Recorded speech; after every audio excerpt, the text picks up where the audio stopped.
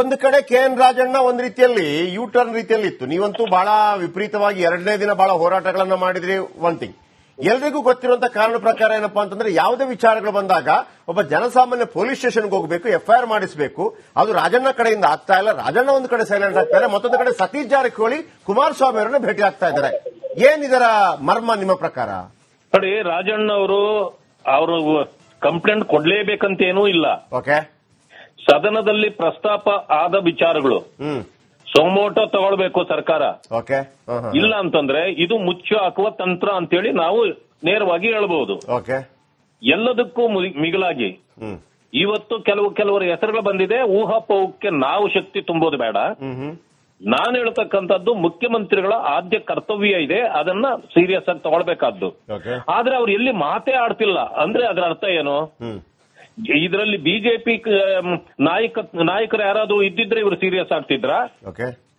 ಈಗ ತಮ್ಮ ಸರ್ಕಾರ ತಮ್ಮ ಪಕ್ಷದವರ ಮೇಲೆನೆ ಈ ಹನಿ ಟ್ರ್ಯಾಪ್ ಮಾಡಿದೆ ಅಂತಂದ್ರೆ ನಿಮ್ಮದು ಎಂತ ಬಂಡ ಸರ್ಕಾರ, ಎಂತ ಅನಿಷ್ಟ ಪಕ್ಷ, ಇದನ್ನ ನಾವು ಹೇಳಬೇಕಾಗತ್ತೆ.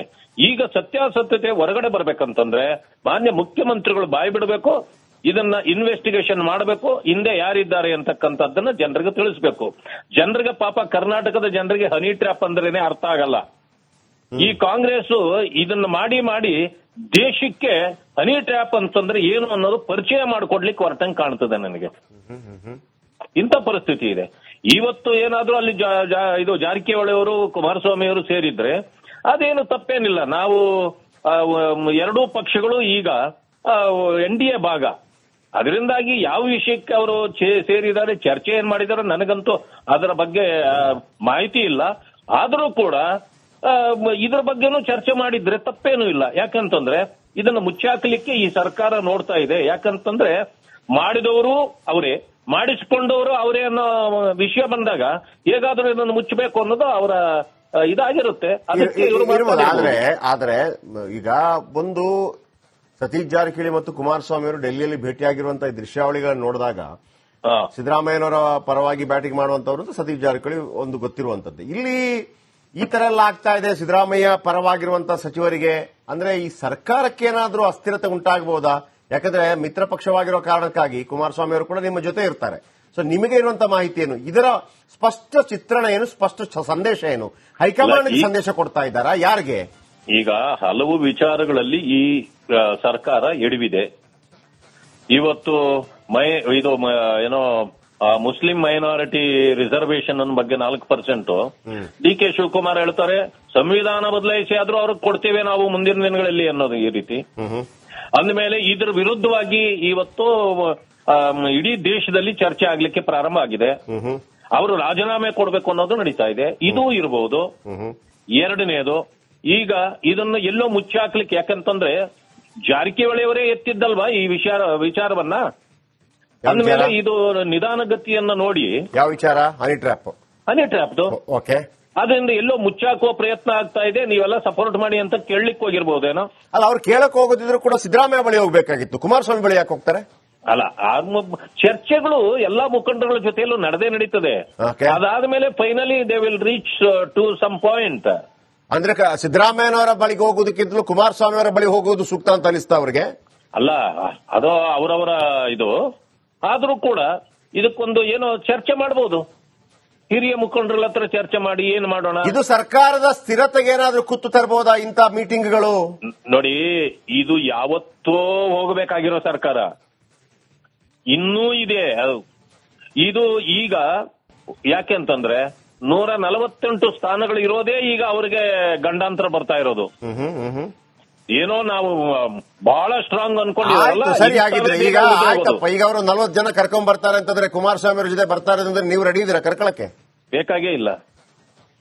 ನಮ್ಮ ಕಾರ್ಯಕರ್ತರು ಈಗ ಚುನಾವಣೆಗೆ ರೆಡಿ ಆಗ್ಬಿಟ್ಟಿದ್ದೀವಿ ನಾವು.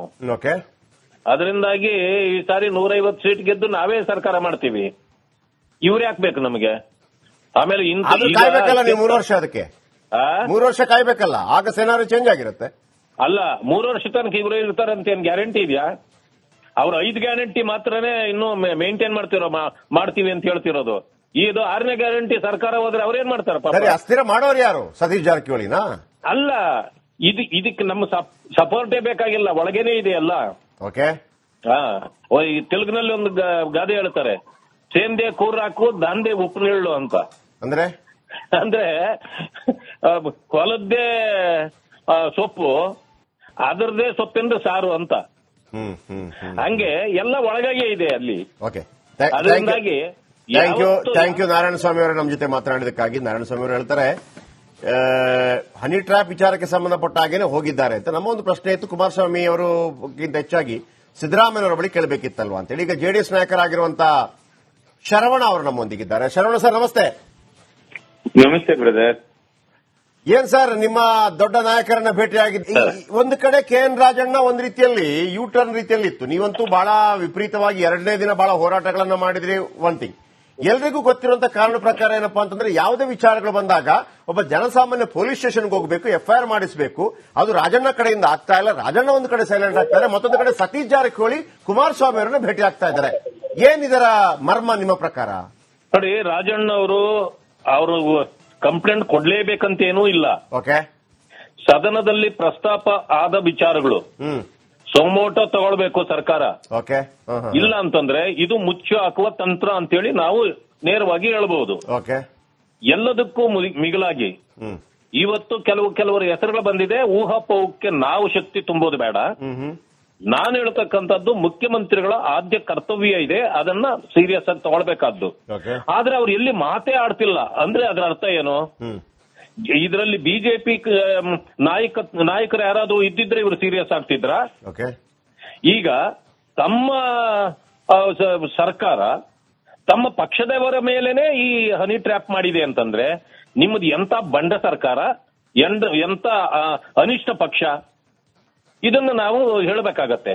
ಈಗ ಸತ್ಯಾಸತ್ಯತೆ ಹೊರಗಡೆ ಬರ್ಬೇಕಂತಂದ್ರೆ ಮಾನ್ಯ ಮುಖ್ಯಮಂತ್ರಿಗಳು ಬಾಯಿ ಬಿಡಬೇಕು, ಇದನ್ನ ಇನ್ವೆಸ್ಟಿಗೇಷನ್ ಮಾಡಬೇಕು, ಹಿಂದೆ ಯಾರಿದ್ದಾರೆ ಅಂತಕ್ಕಂಥದ್ದನ್ನ ಜನರಿಗೆ ತಿಳಿಸಬೇಕು.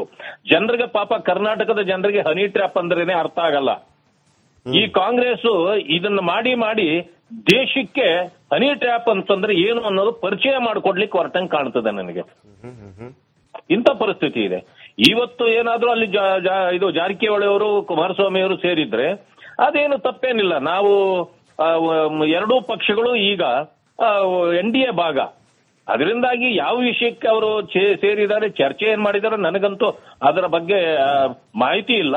ಆದರೂ ಕೂಡ ಇದರ ಬಗ್ಗೆನೂ ಚರ್ಚೆ ಮಾಡಿದ್ರೆ ತಪ್ಪೇನೂ ಇಲ್ಲ. ಯಾಕಂತಂದ್ರೆ ಇದನ್ನ ಮುಚ್ಚಾಕಲಿಕ್ಕೆ ಈ ಸರ್ಕಾರ ನೋಡ್ತಾ ಇದೆ. ಯಾಕಂತಂದ್ರೆ ಮಾಡಿದವರು ಅವರೇ, ಮಾಡಿಸಿಕೊಂಡವರು ಅವರೇ ಅನ್ನೋ ವಿಷಯ ಬಂದಾಗ ಹೇಗಾದ್ರೂ ಇದನ್ನು ಮುಚ್ಚಬೇಕು ಅನ್ನೋದು ಅವರ ಇದಾಗಿರುತ್ತೆ. ಆದ್ರೆ ಈಗ ಒಂದು ಸತೀಶ್ ಜಾರಕಿಹೊಳಿ ಮತ್ತು ಕುಮಾರಸ್ವಾಮಿ ಅವರು ಡೆಲ್ಲಿಯಲ್ಲಿ ಭೇಟಿಯಾಗಿರುವಂತಹ ದೃಶ್ಯಾವಳಿಗಳನ್ನು ನೋಡಿದಾಗ ಸಿದ್ದರಾಮಯ್ಯನವರ ಪರವಾಗಿ ಬ್ಯಾಟಿಂಗ್ ಮಾಡುವಂತವರು ಸತೀಶ್ ಜಾರಕಿಹೊಳಿ ಒಂದು ಗೊತ್ತಿರುವಂತದ್ದು. ಇಲ್ಲಿ ಈ ತರ ಎಲ್ಲ ಆಗ್ತಾ ಇದೆ ಸಿದ್ದರಾಮಯ್ಯ ಪರವಾಗಿರುವಂತಹ ಸಚಿವರಿಗೆ. ಅಂದ್ರೆ ಈ ಸರ್ಕಾರಕ್ಕೆ ಏನಾದ್ರೂ ಅಸ್ಥಿರತೆ ಉಂಟಾಗಬಹುದಾ? ಯಾಕಂದ್ರೆ ಮಿತ್ರ ಪಕ್ಷವಾಗಿರೋ ಕಾರಣಕ್ಕಾಗಿ ಕುಮಾರಸ್ವಾಮಿ ಅವರು ಕೂಡ ನಿಮ್ಮ ಜೊತೆ ಇರ್ತಾರೆ. ಸೊ ನಿಮಗೆ ಇರುವಂತಹ ಮಾಹಿತಿ ಏನು? ಇದರ ಸ್ಪಷ್ಟ ಚಿತ್ರಣ ಏನು? ಸ್ಪಷ್ಟ ಸಂದೇಶ ಏನು? ಹೈಕಮಾಂಡ್ ಸಂದೇಶ ಕೊಡ್ತಾ ಇದ್ದಾರಾ? ಯಾರಿಗೆ? ಈಗ ಹಲವು ವಿಚಾರಗಳಲ್ಲಿ ಈ ಸರ್ಕಾರ ಎಡವಿದೆ. ಇವತ್ತು ಇದು ಏನೋ ಮುಸ್ಲಿಂ ಮೈನಾರಿಟಿ ರಿಸರ್ವೇಶನ್ ಅನ್ನೋ ಬಗ್ಗೆ 4% DK ಶಿವಕುಮಾರ್ ಹೇಳ್ತಾರೆ ಸಂವಿಧಾನ ಬದಲಾಯಿಸಿ ಆದ್ರೂ ಅವ್ರಿಗೆ ಕೊಡ್ತೇವೆ ನಾವು ಮುಂದಿನ ದಿನಗಳಲ್ಲಿ ಅನ್ನೋದು ಈ ರೀತಿ. ಅಂದಮೇಲೆ ಇದ್ರ ವಿರುದ್ಧವಾಗಿ ಇವತ್ತು ಇಡೀ ದೇಶದಲ್ಲಿ ಚರ್ಚೆ ಆಗ್ಲಿಕ್ಕೆ ಪ್ರಾರಂಭ ಆಗಿದೆ. ಅವರು ರಾಜೀನಾಮೆ ಕೊಡಬೇಕು ಅನ್ನೋದು ನಡೀತಾ ಇದೆ. ಇದು ಇರಬಹುದು. ಎರಡನೇದು, ಈಗ ಇದನ್ನು ಎಲ್ಲೋ ಮುಚ್ಚಾಕ್ಲಿಕ್ಕೆ, ಯಾಕಂತಂದ್ರೆ ಜಾರಕಿಹೊಳಿಯವರೇ ಎತ್ತಿದ್ದಲ್ವಾ ಈ ವಿಚಾರವನ್ನ. ಅಂದಮೇಲೆ ಇದು ನಿಧಾನಗತಿಯನ್ನ ನೋಡಿ, ಯಾವ ವಿಚಾರ? ಹನಿ ಟ್ರ್ಯಾಪ್ದು. ಓಕೆ. ಅದರಿಂದ ಎಲ್ಲೋ ಮುಚ್ಚಾಕುವ ಪ್ರಯತ್ನ ಆಗ್ತಾ ಇದೆ. ನೀವೆಲ್ಲ ಸಪೋರ್ಟ್ ಮಾಡಿ ಅಂತ ಕೇಳಲಿಕ್ಕೆ ಹೋಗಿರ್ಬೋದೇನೋ. ಅಲ್ಲ, ಅವ್ರು ಕೇಳಕ್ ಹೋಗೋದಿದ್ರು ಕೂಡ ಸಿದ್ದರಾಮಯ್ಯ ಬಳಿ ಹೋಗ್ಬೇಕಾಗಿತ್ತು. ಕುಮಾರಸ್ವಾಮಿ ಬಳಿ ಯಾಕೆ ಹೋಗ್ತಾರೆ? ಅಲ್ಲ, ಚರ್ಚೆಗಳು ಎಲ್ಲಾ ಮುಖಂಡಗಳ ಜೊತೆಯಲ್ಲೂ ನಡೆದೇ ನಡೀತದೆ. ಅದಾದ್ಮೇಲೆ finally they will reach to some point. ಅಂದ್ರೆ ಸಿದ್ದರಾಮಯ್ಯನವರ ಬಳಿಗೆ ಹೋಗೋದಕ್ಕಿಂತಲೂ ಕುಮಾರಸ್ವಾಮಿ ಅವರ ಬಳಿ ಹೋಗೋದು ಸೂಕ್ತ ಅಂತ ಅನಿಸ್ತಾ ಅವ್ರಿಗೆ? ಅಲ್ಲ, ಅದು ಅವರವರ ಇದು. ಆದ್ರೂ ಕೂಡ ಇದಕ್ಕೊಂದು ಏನೋ ಚರ್ಚೆ ಮಾಡಬಹುದು. ಹಿರಿಯ ಮುಖಂಡರ ಹತ್ರ ಚರ್ಚೆ ಮಾಡಿ ಏನ್ ಮಾಡೋಣ. ಇದು ಸರ್ಕಾರದ ಸ್ಥಿರತೆಗೆ ಏನಾದ್ರೂ ಕುತ್ತು ತರಬಹುದಾ ಇಂಥ ಮೀಟಿಂಗ್ಗಳು? ನೋಡಿ, ಇದು ಯಾವತ್ತೋ ಹೋಗಬೇಕಾಗಿರೋ ಸರ್ಕಾರ ಇನ್ನೂ ಇದೆ.